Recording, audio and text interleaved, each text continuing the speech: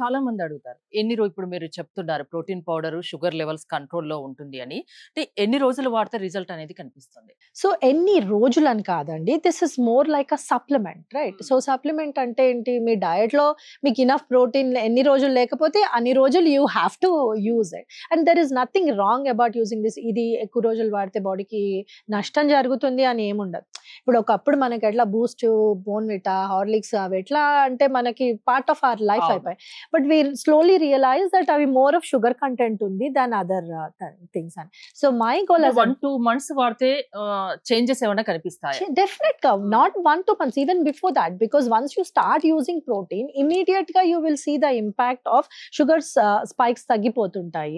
మీరు అట్లా కంటిన్యూస్ గా 3 months వాడారంటే మీ మసిల్ మాస్ డెవలప్ అవుతుంది, మీ A1C కూడా తగ్గిపోతుంది. And we have seen case studies అండి where we ask people to take it for 3 months and check A1C first check చేసి తర్వాత చెక్ చేసి చూస్తే వాళ్ళ A1C లెవెల్స్ తగ్గిపోయాయి.